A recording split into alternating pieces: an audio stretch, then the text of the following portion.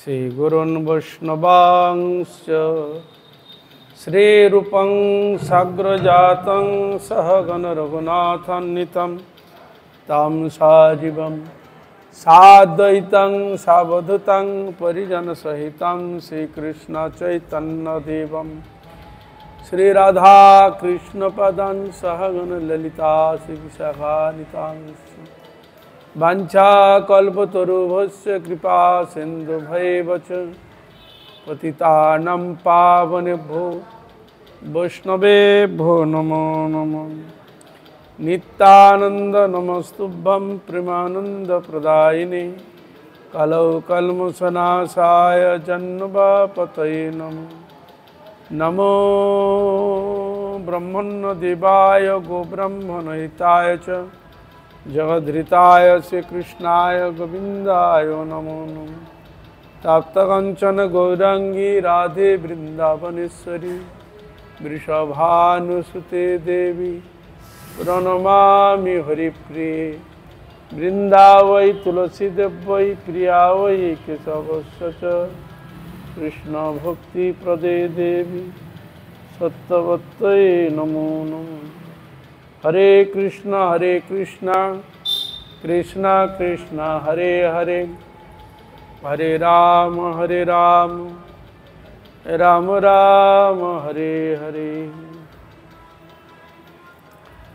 सर्वाग्रे अस्मदीय गुरुपाद पद्म जगद्गुरु नित्रैला प्रविष्ट शिला भक्ति वेदांत पट गोसाई गुरु महाराज प्रज्ञान केशव गोसाई महाराज सपार्षद प्रभुपाद सपरिकर गौर नित्यानंदपुर सपार्षद राधा विनोद बिहारी गंगा जमुना तुलसी महारानी भक्ति देवी भक्ति शास्त्र जो चरण कमल अधमेर भक्तिपूर्ण अनंत अनंत कोटि साष्टांग दंडवत प्रणाम पूर्वक ताहादेर अहैत कृपा आशीर्वाद प्रार्थना करी परम पूजनीय वैष्णववृंद उपस्थित श्री श्री हरिकथा श्रवण पिपासु भक्तवृंद आमी सकल भक्तवृंदेर श्री चरण कमल अधमेर যথাযোগ্য দণ্ডবত প্রণতি জ্ঞাপন পূর্বক আপনাদের অহৈত কৃপা আশীর্বাদ প্রার্থনা করি আপনারা কৃপা করুন আশীর্বাদ করুন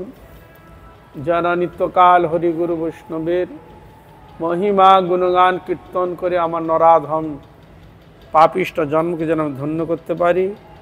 হইয়াছেন হইবেন প্রভুর যত দাস সবার চরণ বন্ধু দন্তে পরিহাস।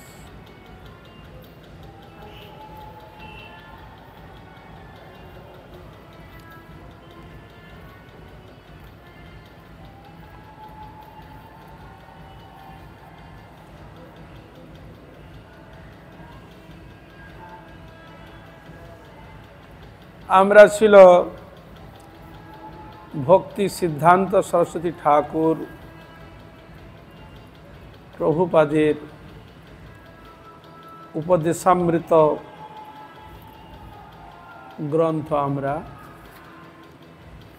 শ্রবণ করছি।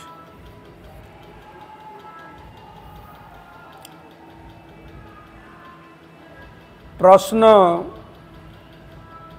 আমাদের পূর্ণ মঙ্গল কি করে হবে? আমাদের পূর্ণ মঙ্গল কি করে হবে এই হলো প্রশ্ন। উত্তরে বলছেন পূর্ণ বস্তু হলেন ভগবান শ্রীহরি। পূর্ণ বস্তু হলেন ভগবান শ্রীহরি।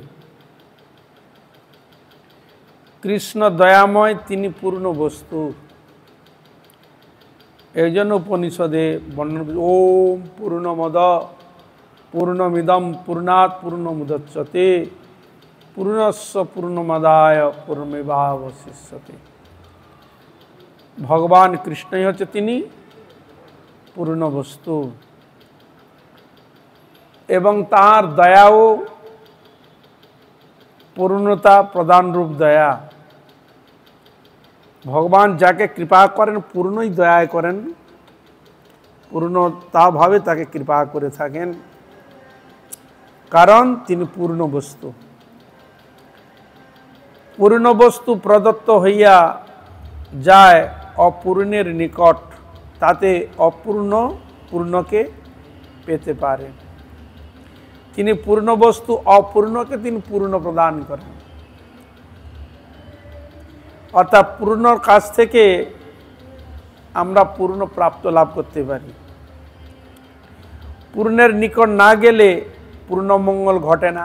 এই জন্য ভগবান যদি পূর্ণ হন, তার নিকট মানে কাছে, তার কাছে যদি না যাই তাহলে আমাদের পূর্ণ মঙ্গল হবে কি করে? এই জন্য বলছেন পূর্ণের নিকট না গেলে পূর্ণ মঙ্গল হয় না বা ঘটে না।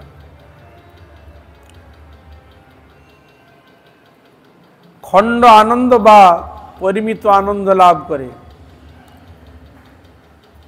খণ্ড আনন্দ বা পরিমিত আনন্দ লাভ করে, আমাদের আশা পূর্ণ হয় না। ভগবান প্রচুর দয়াময় বলিয়া আমাদিগকে ভগবত কথা শ্রবণ কীর্তনের সুযোগ দিয়েছেন। এই জন্য ভগবান তিনি প্রচুর দয়াময়, অত্যন্ত তিনি কৃপাময়। এই জন্য আমাদের কৃপা করে ভগবান গোবিন্দ তার কীর্তন কথা শ্রবণের সুযোগ দিয়েছে। কে দিয়েছে? ভগবান। এই যে আমরা এসেছি জগতে, কেউ কিছু বলবে আমরা নিয়ে এসছি, তার এত সুন্দর কে সৃষ্টি করে রেখেছে। মানুষ কি খাবে, কি করবে, বাস কোথায় করবে ইত্যাদি সব কিছু জিনিস ভগবান আগে থেকে তৈরি করে রেখে দিয়েছে। কাদের জন্য? আমার বদ্ধ জীবের জন্য। এই জগতে যারা আসবে তারা যাতে সুন্দরভাবে ভালোভাবে থাকতে পারে, তাই তো ভগবান ব্যবস্থা করেছে। কেউ বলবে আমি করেছি? বলুন তো কে বলবে? তারা তো সুন্দর কে সাজিয়ে রেখেছে। আমরা যখন কিছু নিয়ে আসিনি, হাত মুঠো করে এসেছি, কেউ নিয়ে আসেনি এখানে, তাহলে এগুলোকে কে করে রেখেছে? সুন্দর করে সাজিয়ে রেখেছে সব কিছু জিনিস ভগবান সাজিয়ে রেখেছেন। এই জন্য তার নাম হচ্ছে পালনকর্তা। ভগবানের এক নাম পালনকর্তা, ভর্তা, ভরণ পোষণ করেন, রক্ষাকর্তা। তাহলে কে সাজিয়েছে এগুলো? ভগবান সাজিয়ে রেখেছে কৃপা করে। তার কৃপা করার যোগ্যতা আমাদের নেই, কিন্তু তিনি কৃপা করে সাজিয়ে রেখেছে। অমৃতস্য পুত্রা, ভগবান হচ্ছে অমৃত, আমরা তার পুত্র। এই জন্য পুত্র সন্তান কী খাবে? বাবা মা যেমন কিছু ব্যবস্থা করে তাদের লালন পালন করার জন্য, সেরকম ভগবান আমাদের লালন পালন করার জন্য এত সুন্দর পৃথিবীকে সাজিয়ে রেখেছে, সুন্দর করে রেখেছে ভগবান গোবিন্দ। আবার সেই বদ্ধজীব তার যাতে মুক্ত হয়, ভগবানের কাছে যাতে ফিরে যায়, সেই জন্য ভগবান তার কথা শ্রবণ এবং কীর্তনের সুযোগ দিয়েছে। এর থেকে আর কি পেতে পারি বলুন? এত সুন্দর ব্যবস্থা দিয়েছেন ভগবান। কৃষ্ণ কথা শ্রবণ কীর্তন ব্যতীত জীবের চিত্ত নির্মল হয় না। কৃষ্ণ কথা শ্রবণ কীর্তন ব্যতীত জীবের চিত্ত নির্মল হয় না। চিত্ত নির্মল শুদ্ধি আদি হয় না। এই জন্য পূজা আদি করতে গেলে আচমন বিষ্ণুর উদ্দেশ্যে, বিষ্ণুর নামে আচমন করা হয়, এবং সুচিতা ভগবানের নাম দিয়েই সুচিতা প্রাপ্ত করা হয়। তাহলে এই জন্য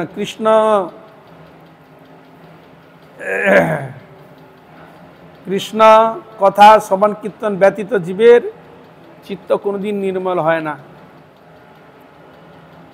নিত্যমঙ্গলের সন্ধান মিলে না।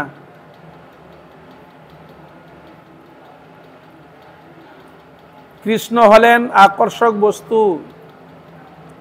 সে আকর্ষকের কথা শ্রবণ কীর্তন করলে তার অনুগ্রহ বসে আমরা অতি সহজে তার প্রতি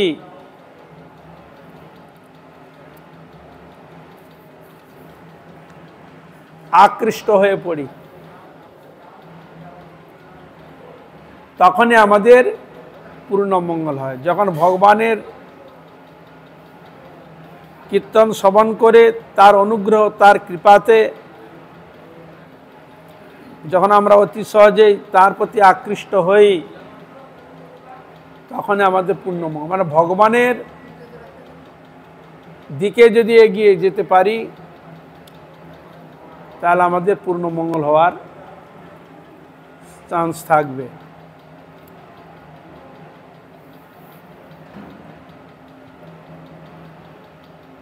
ভগবত বিমুখ জীব প্রথমে কি হইয়া এই জগতে আসিয়াছে?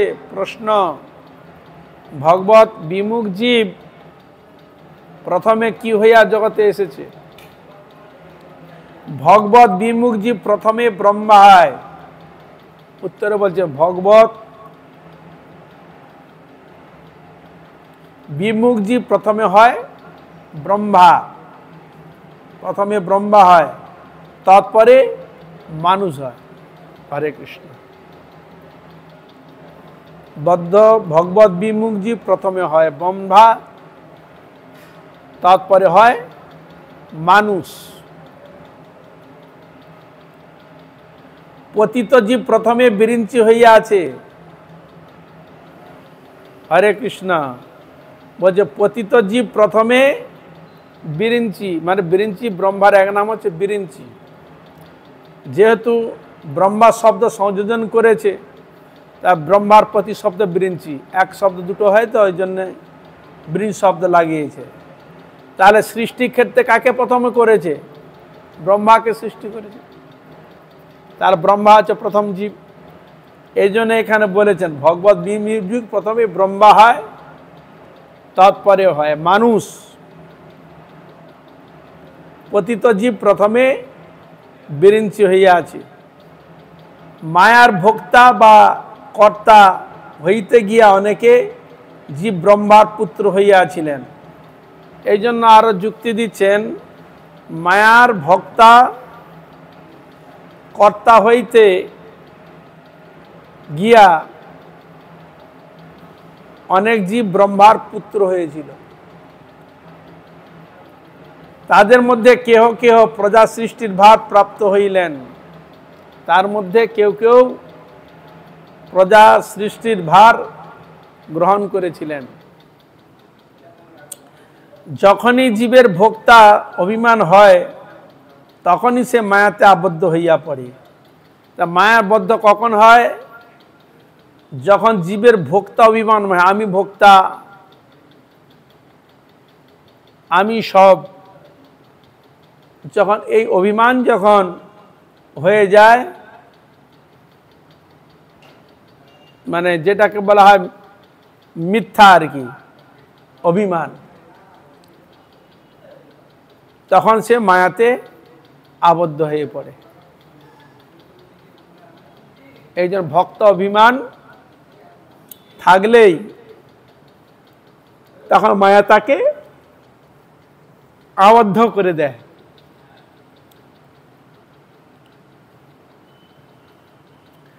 অচেতন রাজ্যে মায়ার প্রভু হইতে গিয়ে মায়ার দাসত্বই তাহাকে বরণ করিতে হয়। বলছে অচেতন রাজ্যে মায়ার প্রভু হইতে গিয়ে মায়ার দাসত্বই তাহাকে বরণ করতে হয়। এই জন্য আমাদের মায়ার দাসত্ব করতে হচ্ছে। মা আমায় ঘুরাবি কত, চোখ বাঁধা বলদের মতো, ভবের গাছে বেঁধে দিয়ে মা পাক দিয়েছ অবিরত।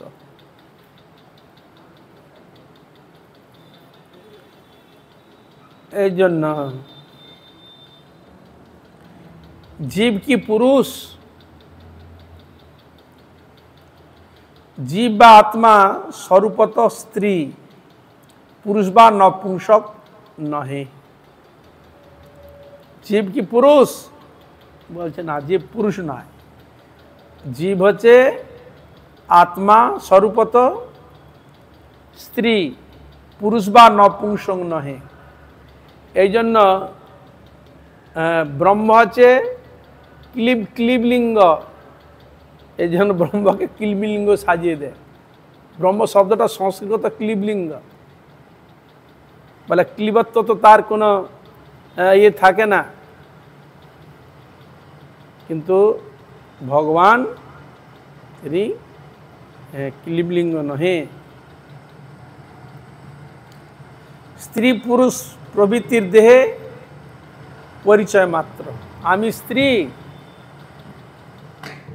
আমি পুরুষ, এটা আমাদের অভিমান মাত্র, প্রকৃতির দেহের পরিচয় মাত্র। আমি স্ত্রী, আমি পুরুষ, এটি আমাদের দেহের পরিচয় মাত্র। জীব দেহ নহে, জীব দেহি। জীব হচ্ছে দেহ নয়, জীব হচ্ছে দেহি। আত্মা, আত্মা পরমাত্মার সেবক, আত্মা পরমাত্মার সেবক। এ বিষয়ে সেদিন একটা ইউটিউবের একটা দেখেছিলাম, সে হরিনামের মহামন্ত্রের ব্যাখ্যা করতে গিয়ে রাধা তন্ত্রম নামক গ্রন্থ থেকে ত্রিপুরার সুন্দরীর কথা ব্যক্ত হয়েছে। তা সেখানে তিনি বুঝাচ্ছেন যে আত্মা পরমাত্মার সেবক, তার ভগবান রাধা গোবিন্দ হচ্ছে তিনি মূল পুরুষ, মূল। কিন্তু যেহেতু ভগবান গোবিন্দ তিনি তার ভক্তের জন্য কি না করতে পারে, তিনি মানতে রাজি নন যে ভগবান শ্রীকৃষ্ণের প্রত্যেকটা দেব, প্রত্যেকটা জীব ভগবানের সেবক বা সেবিকা। তার কথার দ্বারা মানে খুব গা ফুলিয়ে, মানে খুব অহংকারমূলক শব্দ প্রয়োগের দ্বারা সে বুঝাতে চাচ্ছে যেন তিনি রাধা গোবিন্দের যেন সেবক বা বৈষ্ণব তত্ত্ব বলতে সে মানতে রাজি হয় নাই। এখন কেউ যদি একটা গ্রন্থ দেখে সে যদি মনে করে আমার সব জানা হয়ে গেল, আমার জ্ঞান পুরো পাকাপোক্ত হয়ে গেছে, এটা যদি কেউ যদি মনে করে, এটা সম্পূর্ণ ভুল। একজন ব্যক্তিকে সুন্দরভাবে সব কিছু যদি তাকে করায়ত্ত করতে হয়, তাকে সব দর্শনটা তাকে পড়তে হয়। বোঝা গেল? হরে কৃষ্ণ। সব দর্শনটা তাকে পড়তে হবে। পুরাণ তো একটা নয়, তন্ত্র একটা নয়, অনেক তন্ত্র আছে। প্রত্যেকটা বিষয় যেন তার বর্ণিত রয়েছে, সেরকম মানে বহু গ্রন্থ এবং তাকে দেখতে হবে।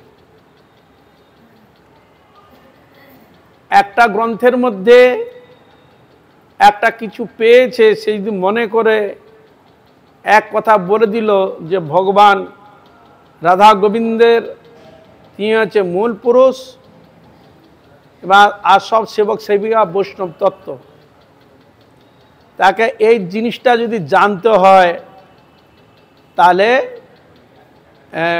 বৈষ্ণব দর্শন ফিলোসফিটা তাকে পড়তে হবে।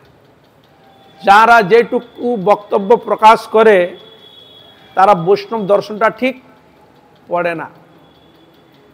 এই বৈষ্ণব দর্শনটা যখন না পড়বে, তখন বৈষ্ণব দর্শন সম্বন্ধে, ভগবত সম্বন্ধে তার নানা রকম কুরুচি, কুভাবনা, কুমন্তব্য হওয়াটাই স্বাভাবিক। বুঝা গেল? হরে কৃষ্ণ। যত লীলা কীর্তন যা কিছু সব কৃষ্ণ রাধা গোবিন্দ বিষয়ে, অন্যান্য বিষয়ে কীর্তিত রয়েছে। আর মহামন্ত্রের কথা ব্রহ্মা ও নারদকে বক্তব্য পেশ করছেন, কৃষ্ণ কথা তিনি পেশ করছেন। এরকম অনেক গ্রন্থ, অনেক মানে হরিনাম যে মহামন্ত্রের ব্যাখ্যা আমাদের গোস্বামীগণ থেকে আরম্ভ করে অনেক তার ব্যাখ্যা দিয়েছে, অনেক রকম ব্যাখ্যা কল্পনা করতে পারবেন না,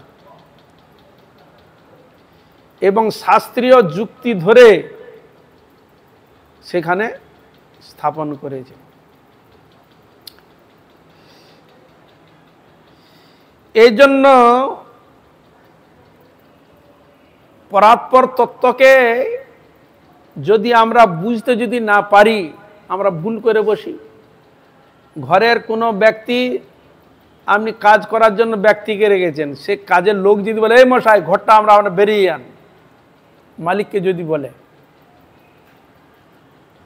লঘু গুরুর ব্যাপার থাকে এবং উপাস্য উপাসকের সিদ্ধান্ত নিয়ে আলোচিত হয়েছে, কে উপাস্য কে উপাসক এ নিয়ে আলোচনা হয়েছে। মূল সৃষ্টির বিষয়বস্তু কে, কার দ্বারা সৃষ্টি রচনা হয়েছে, ইত্যাদি বিষয় নিয়ে দর্শনশাস্ত্রের আলোচনা খুব বিশালভাবে আলোচনা হয়েছে। সেই ব্যাসদেব তিনি যেন বিভিন্ন পুরাণ উপপুরাণ যেমন গ্রন্থ প্রণয়ন করেছেন, আবার সেই ব্যাসদেব আরো বহু গ্রন্থ আদি প্রণয়ন করেছেন, বক্তব্য পেশ করেছেন। তার সেই সব গ্রন্থগুলো দেখতে হবে, সিদ্ধান্তমূলক গ্রন্থ দেখতে হবে। আবার গীতা দেখুন না, যিনি কর্মী তার কর্মীর মতো সে ব্যাখ্যা করেছে, যিনি জ্ঞানী তার জ্ঞানীর মতো ব্যাখ্যা করেছে, যিনি তপস্বী তার তপস্বীর মতো ব্যাখ্যা করেছে। বুঝা গেল? হরে কৃষ্ণা। আর যিনি ভক্ত তিনি তার ভক্ত মতো ব্যাখ্যা করেছেন।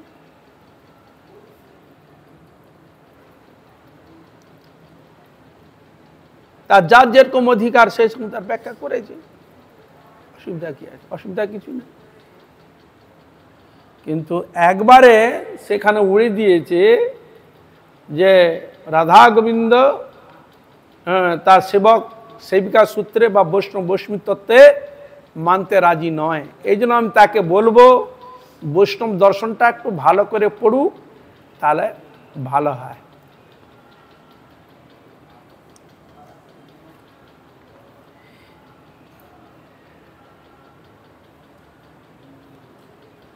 প্রথমেই আমরা পাচ্ছি প্রত্যেকটি জীবের মধ্যে যে আত্মা হয়ে রয়েছে, কে রয়েছে? আবার কি দেবী ক্ষেত্রে বলে সর্বভূতে সনাতনী শব্দ কি প্রয়োগ নাই? সেখানে প্রয়োগ আছে, সেখানেও প্রয়োগ করেছে। ভগবান বলছে অহম বীজ পদ পিতা, মূল বীজ হচ্ছে আমি, পিতা। আর কৃষ্ণ নিজ মুখে বলছেন রাধারানী আছে আমার পরা প্রকৃতি। তা প্রকৃতির সৃষ্টির ক্ষেত্রে কোথা থেকে পাচ্ছে? রাধারানী থেকে। কিন্তু সে এটা মানতে রাজি নয়। আর কেউ যদি মানতে রাজি না হয় তাকে কি জোর করে রাজি করানো যায়? তাহলে এই জন্য আমি বলবো যে আপনারা বৈষ্ণব দর্শনটা কৃষ্ণ তত্ত্ব সম্বন্ধে নিয়ে ভালো করে আলোচনা করলে হবে। এক্ষেত্রে আমরা তো পাচ্ছি ব্যাসদেব তো অনেক কিছু করেছে, ভাগবতকে নিয়ে আসা কোনো দরকার ছিল? বলুন, প্রশ্নটা এখানেই ডেকেছে। সে তো বহু কিছু পুরাণ আদি বহু তো তিনি করেছেন। আবার তিনি বিষণ্ণ বদনে বসেছিলেন, নারদের সাহায্য নিতে হলো, নারদ তাকে উপদেশ দিলেন, তখন তিনি গ্রন্থকে প্রণয়ন করে বেরিয়ে নিয়ে এলেন। সেটা কেন নিয়ে এলেন, কি রহস্য, সেটা নিশ্চয়ই একটু মাথায় ঢুকানো দরকার। সে রহস্যকে একটু মাথায় ঢুকানো দরকার। তাহলে এই জন্য এই বিচারগুলোকে একটু ভালো করে জেনে শুনে বিচার করে যদি করা যায় তাহলে ভালো। কিন্তু অনেকের একটা ধারণা যে ছোট আর বড় ছোট বড় শব্দ কি? পাতাকে পাতা বলতে হবে, ফুলকে ফুলই বলতে, ফলকে ফলই বলতে হবে, ডালকে ডালই বলতে হবে। কেউ যদি অন্যান্য বস্তু যদি সে সংযোজক করে, এটা মেনে নেওয়া যায় কি?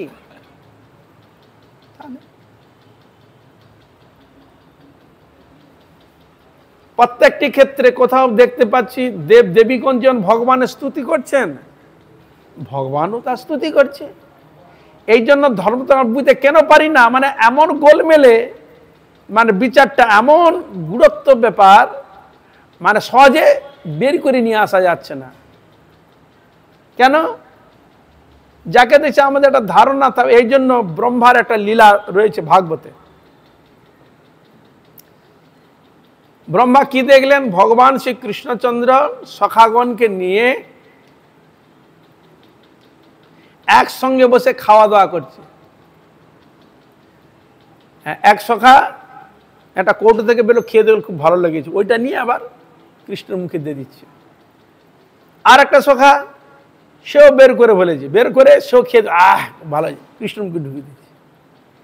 তার প্রত্যেকটা সখা এটু সবগুলো ভগবান কৃষ্ণকেও খাওয়াচ্ছে, কৃষ্ণ খাচ্ছে, সবাইকে খাওয়াচ্ছে, সবাই এইভাবে খাচ্ছে। এখন ব্রহ্মা উপর থেকে দিলে, আরে এ যদি ভগবান হয়, তা ভগবানের প্রসাদ তো সকলেই খায়, কি তার ইনি যদি ভগবান হয়, তাহলে এসব সখাগণে এঁটো কেটো খাবে কেন? তা এই ব্রহ্মার যেমন ভ্রম হয়েছিল, এই জন্য আমাদের কৃষ্ণ বিষয়ে ভ্রমটা আমাদের মটকাটে ঢুকে বসে আছে।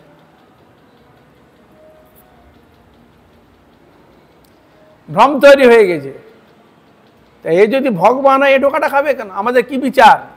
যিনি বড় হবে তার সবাই গ্রহণ করবে, কিন্তু তিনি কারো গ্রহণ করবে না, এটা বিচার হলো? সন্তানকে স্নেহ ভালোবাসার দ্বারা সব কিছু করা যায়, সেরকম তিনি স্নেহবশত প্রীতিবশত অনেক কিছু তিনি করতে পারেন। তা বলে তার প্রভুত্ব বা গুরুত্ব নষ্ট হয়ে যায়, এটা নয়। তাহলে ভগবান জীবকে শিক্ষা দেওয়ার জন্য কি করেনি? নিজে আচরি ধর্ম জীবের শেখায়। শিবজিকে তিনি পূজা করছেন, শিক্ষা দিচ্ছে, তার কি অবহেলার পাত্র বলছে? না, তিনি অবহেলার পাত্র নয়। দেবী আদি তার প্রীতির জন্য তিনিও অনেক কিছু করেছে, তা বলে কি তার পরাৎপর তত্ত্ব নষ্ট হচ্ছে? বলছে না, এটা সে দেখাতেই পারে। তাই ব্রহ্মা ভুল বুঝতে গিয়ে নিজে ফেসে গিয়েছিল। গরু চুরি আদি লীলা হলো, গরু চুরি করলো, সখাগণকে চুরি করলো, চুরি করে রেখে দিল। 1 বছর ভগবান গোবিন্দ নিজে গোপ রূপ ধারণ করেছে, সব সখা হয়েছে, আর সব গো রূপ ধারণ করে 1 বছর পুরো লীলা করে গেছে। ব্রহ্মার মতো ব্যক্তির মাথা ঘুরে যাচ্ছে, তাহলে সাধারণ জীব আমাদের তো মাথা ঘোরাটাই স্বাভাবিক, উল্টো পাল্টা বলাটাই স্বাভাবিক। তা এই জন্য এইসব দিয়ে বুঝাচ্ছেন, দেখো ব্রহ্মা যেরকম এর মাধ্যমে শিক্ষা দিচ্ছে, পরাৎপর তত্ত্বকে কোনোদিন এইভাবে বিচার করতে, জাগতিক জ্ঞান বুদ্ধি দিয়ে বিচার করতে যেও না,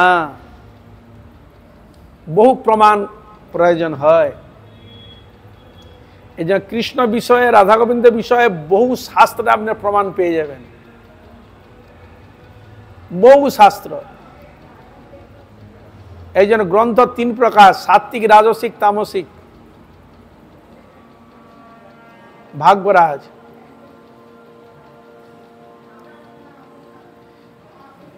তাই ভগবান তিনি যেমন নানা রকম রূপ ধারণ করে নানা রকম লীলা বিলাস করেছেন, সেরকম রাধারানীও তিনি নানা রূপ ধারণ করে তিনিও অনেক কিছু বিলাস আদি করেছেন। এগুলো রয়েছে শাস্ত্রে। তা এই জন্য এখানে বলছে আত্মা পরমাত্মার সেবক। তা পরমাত্মা বলতে কাকে বলবো? আমি কোন তত্ত্বকে আমি প্রতিষ্ঠিত করবেন? যদি প্রশ্ন করা হয় পরমাত্মা বলা হয়েছে, এই পরমাত্মা কোন তত্ত্বকে বুঝাচ্ছে? আত্মা পরমাত্মার সেবক। তাহলে এই আত্মা পরমাত্মা কাকে বুঝাচ্ছে? নিশ্চয় কোনো দেবীকে বুঝাচ্ছে না,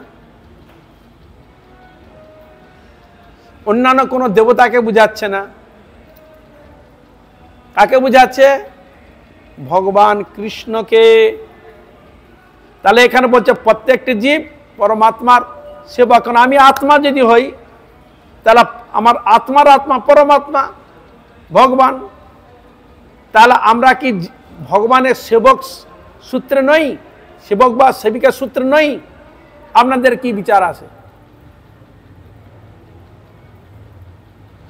মহাপ্রভু বলেছিলেন জীবের স্বরূপ হয় নিত্য কৃষ্ণদাস। প্রত্যেকটি জীবের স্বরূপগত আমরা কৃষ্ণদাস। তাহলে এটা আপনি কি বিচার করবেন? তাই ভাগবত বিচার ব্রহ্মেতি পরমাত্মেতি ভগবানেতি শব্দতে, এই ভগবানকে তিন ভাগে নামে ডাকা হয়েছে, ব্রহ্ম, পরমাত্মা আর ভগবান।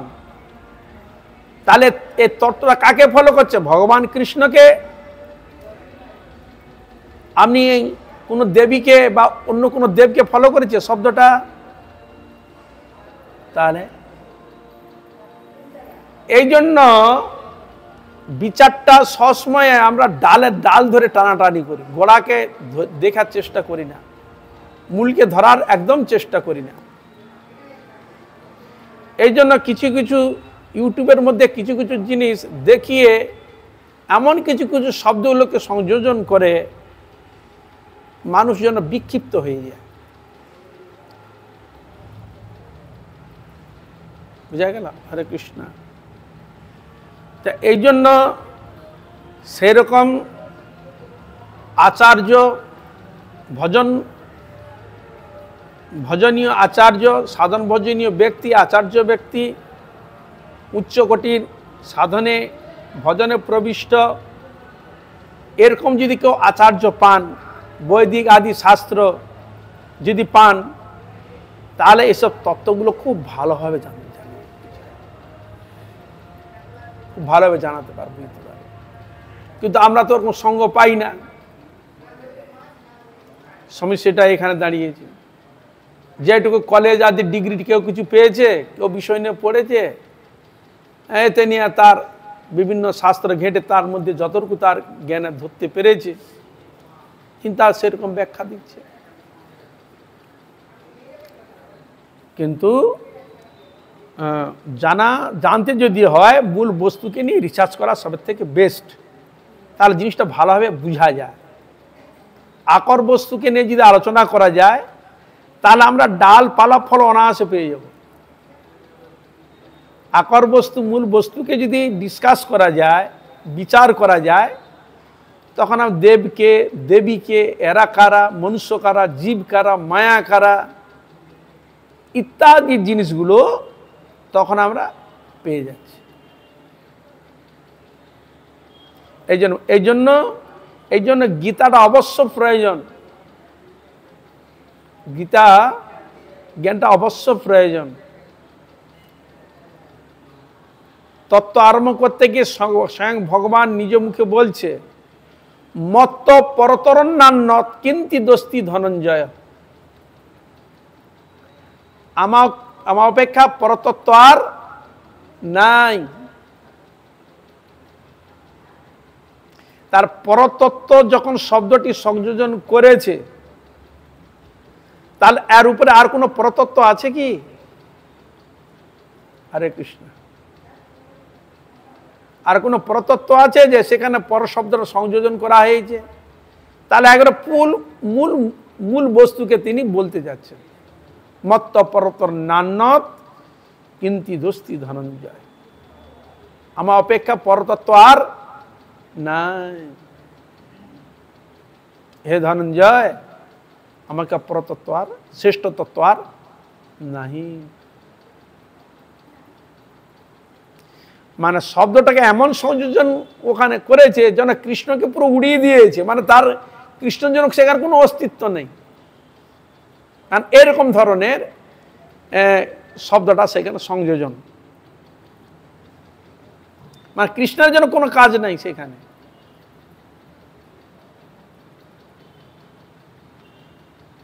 সবটাই প্রকৃতি দ্বারা প্রকাশিত, এইটা প্রকাশ। কিন্তু পুরুষ যদি না থাকে প্রকৃতির অস্তিত্ব কোথায়? হরে কৃষ্ণ, অস্তিত্ব থাকছে না তো। তাহলে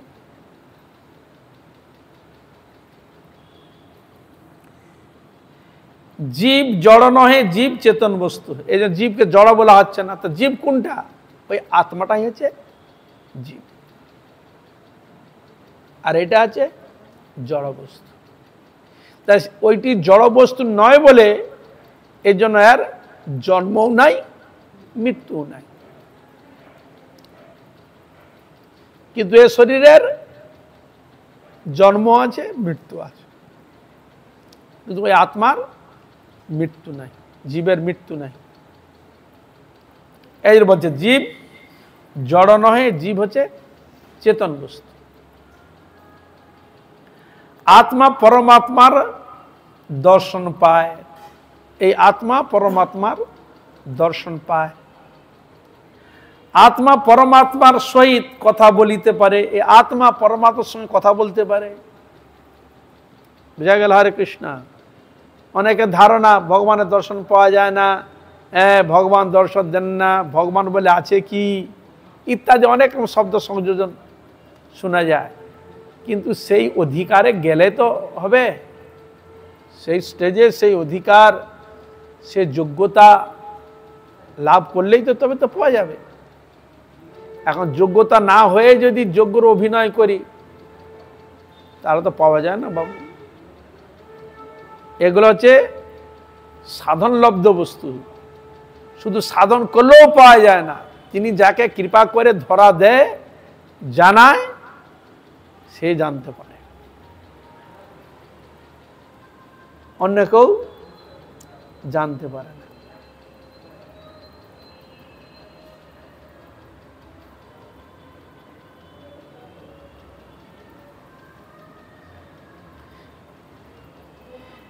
এই জন্য বলছেন আত্মা পরমাত্মার সহিত কথা বলিতে পারে, ভাব অনুসারে জীবের চেতন দেহ প্রকাশিত হয়। এই জন্য ভাব অনুসারে জীবের চেতন দেহ প্রকাশিত হয়। এই জন্য কথা আছে, সাধনে চিন্তিবে যাহা, সিদ্ধিতে লোভিবে তাহা। সাধন আপনি যেরকম করে সাধন করবেন, সিদ্ধিতে ঠিক সেরকম প্রাপ্তি লাভ হয়। হরে কৃষ্ণ। এই জন্য আমাদের মনোনিবেশ জন্য যেন একটা বস্তুকে যেন ধরে রাখে, যেন অন্য কোনো জড় বস্তুর দিকে মন যেন নিহিত না হয়। এই জন্য ভগবত দিকে যদি মন নিবেশ করা যায় তাহলে ভগবানের কৃপাতে সব কিছু পাওয়া সম্ভব হবে। আর মনকে যদি জড় বিষয়ের মধ্যে অভিনিবেশ করা যায় তাহলে ভগবানের কৃপা থেকে বঞ্চিত হবে। যারা মধুর রসে ভজন করেন তারা স্ত্রীমূর্তি কৃষ্ণের কান্তা। এই যে এখানে বলে দিয়েছে, যারা মধুর রসে ভজন করেন তারা আছে স্ত্রীমূর্তি, তারা আছে কৃষ্ণের কান্তা। আর যারা সখাগণে আনুগত্যে সেবা করেন তাদের হতে পুরুষ দেহ, কারণ তারা সখা। তারা আমরা এখানে পাচ্ছি একদিকে মধুর রসের ভজন করেন তার স্ত্রীমূর্তি কৃষ্ণের কান্তা রূপে, আর যারা সখার আনুগত্যে যারা সেবা করেন তাদের হচ্ছে পুরুষ দেহ। তাহলে আমরা এখানে দুটো পেলাম। জীবে নিত্য শুদ্ধ দেহ চিন্ময়, জীবের নিত্য শুদ্ধ দেহটা হচ্ছে চিন্ময় দেহ। তাহাতে স্ত্রী পুরুষ ভেদ নেই। বুঝলেন, নিত্য শুদ্ধ দেহ হচ্ছে চিন্ময়, তাতে স্ত্রী এবং পুরুষ ভেদ নেই। কি স্ত্রী কি পুরুষ, কোনো ভেদ নেই। যখন যে ভাব হয় তাহাতে শুদ্ধ জীব স্ত্রীত্ব বা পুরুষত্ব লাভ করিয়া থাকে।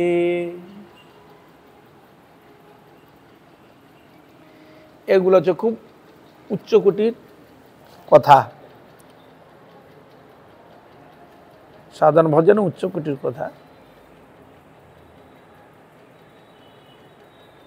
তো ভগবান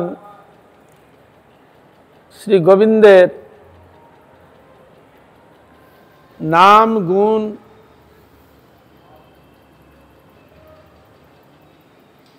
লীলা আদি সব কিছু রয়েছে জীবের মঙ্গলের জন্য।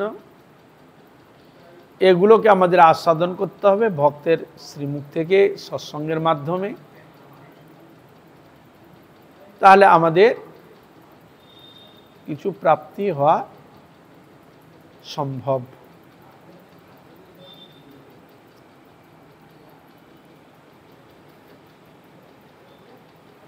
এই জন্য শাস্ত্র এমন একটি বস্তু, মানে সেরকম অধিকার যদি না হয়, সে শাস্ত্র থেকে প্রকৃত বস্তু আনয়ন করা খুব মুশকিল, কষ্ট আছে। তাই সেখানে ধর্মতত্ত্ব নিহিতং গুহায়া মহাজন যেন গতস্য পন্থা।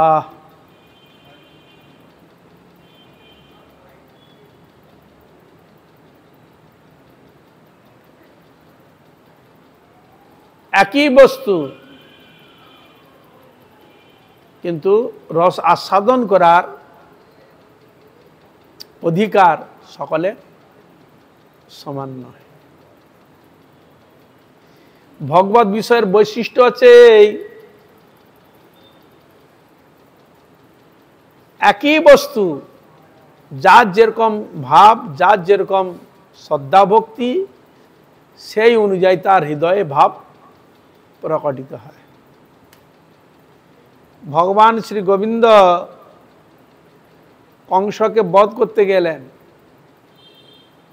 কৃষ্ণ বলরাম রয়েছে তো, গেলেন। আর সকল মথুরাবাসী ভগবান কৃষ্ণকে দর্শন করার জন্য এত লোকের ভিড় হয়েছে, কেউ উঠে গেছে প্রাচীরে, কেউ অনেক দূর থেকে উঠে গেছে, লোক দর্শন করতে আসে, দেখতে এসে কৃষ্ণ আর বলরাম।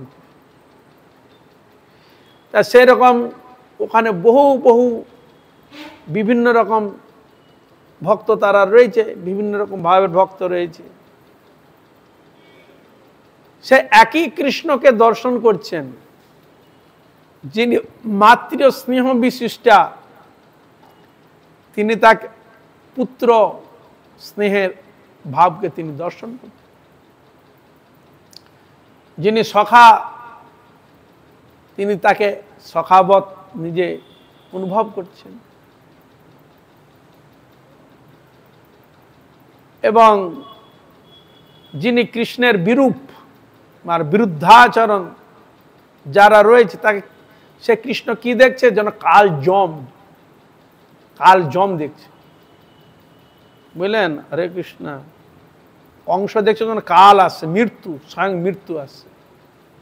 দেখুন, কৃষ্ণকে দেখছে, আর বিভিন্ন যারা দেখছেন, যার যে ভাব, তাকে সেইভাবে অনুভব করছে। কংস অনুভব করছে আমার জম, কাল এসছে, যেন কাল স্বরূপ। শ্রীদগণ তার ভাবছে আমার বন্ধু, পরম বন্ধু, দয়াল। কেউ তাকে বলছে আমার সখা, কেউ তাকে বলছে আমার পুত্র। একই কৃষ্ণকে দর্শন করছেন, কিন্তু যার যেরকম ভাব, অনুরাগ, তাকে ঠিক সেইভাবে সে দর্শন দ্বার অনুভব করছে। সেরকম শ্রীমদ্ ভাগবত আদি বেদ আদি শাস্ত্র যার যেরকম ভাব সে সেরকম শাস্ত্রকে অনুভব করবেন, দেখবেন, গ্রহণ করবেন। বুঝা গেল? হরে কৃষ্ণ। সেরকম শাস্ত্র যার যেরকম যোগ্যতা, যার যেরকম অধিকার, মানে দোষ কারো নয়, কিন্তু তিনি ওই অধিকারে আছে, যে যে অধিকার আছে সে অধিকারের কথা বলবে, দোষ কারো নয়। তার ওইটুকু ক্ষমতা, তিনি এইটুকু দেখেছেন। কেউ হয়তো ডিপলি হয়ে ভিতরে প্রবেশ করেছে, কেউ হয়তো প্রবেশ করার অধিকার পায়নি। তাহলে এই জন্য প্রবেশ যদি করতে হয়, সেরকম উচ্চকোটির মহাত্মা সান্নিধ্য লাভ করলে তাদের মাধ্যমে আমরা অনেক কিছু, বহু কিছু জিনিস জানতে পারি, বুঝতে পারি, ওনার ভিতরে প্রবেশ করা। এই জন্য ভগবান সকলের যেন মঙ্গল করেন, যেন তার চরণকে যেন অনুভব করতে পারেন। ভগবান প্রত্যেকটি জীবের প্রতি কৃপা করুক, শুভদৃষ্টি করুক, যেন তার চরণে সকলের ভক্তি লাভ করে। আর আপনারাও কৃপা করুন যেন আমি যেন হরিগুরু বৈষ্ণবের গুণগান কীর্তন করে আমার যেন পাপিষ্ঠ জনকে যেন ধন্য করতে পারি। হইয়াছেন হইবে না প্রভুর যত দাস, সবার চরণ বন্ধু দন্তে কইয়া। বাঞ্ছা কল্পতরুভস্য কৃপা সিন্ধু ভয়েবচ পতিতানাং পাবনেভ্যো বৈষ্ণবেভ্যো নমো নমঃ। হরে কৃষ্ণ হরে কৃষ্ণ কৃষ্ণ কৃষ্ণ হরে হরে হরে রাম হরে রাম রাম রাম হরে হরে। হরে Krishna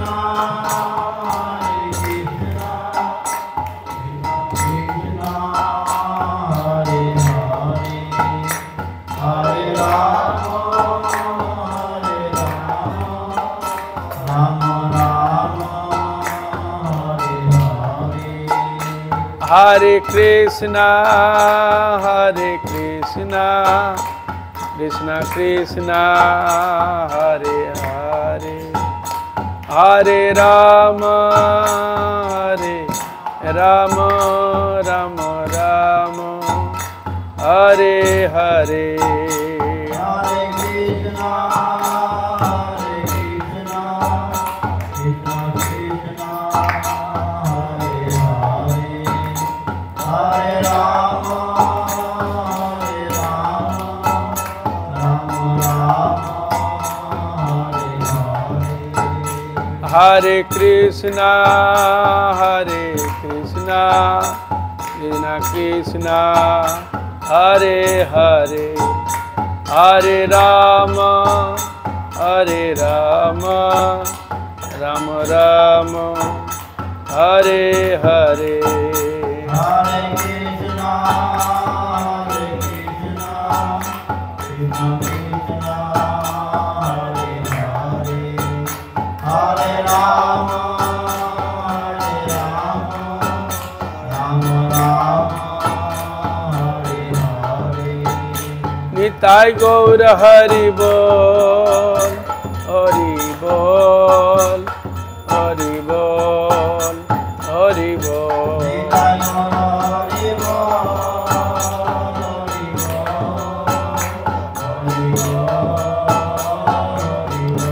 Nitai Gaur Hari Bol, Hari Bol, Hari Bol, Hari Bol. Nitai Gaur Hari Bol, Nitai Gaur Premanande, Hari Hari Bol. Jai Shri Shri Guru Gauranga Muridhari Govinda Gopinath Madan Mohan Shri Shri Radha Vinod Bihar Ji ki Jai. Jagat Guru नित्य लीला प्रभु विष्णु भक्तिवेदांत बामन गोसाई गुरु महाराज की जय। जय भक्ति वेदांत शिल पाठक गोसाई गुरु महाराज की ज्ञान के शिल प्रभुपाद की जय। गौर किशोर दास भक्ति विनोद ठाकुर की जय। जगन्नाथ दास बाजी महाराज की जय। सारा गोसाई प्रभु निताय चंद गौरचार कृष्ण चंद्र राधा रानी की जय। गिरिराज महाराज जगन्नाथ बड़े शुद्ध हरिनाथ मठवासी विष्णु आज के आनंद की जय। हिदाई गौर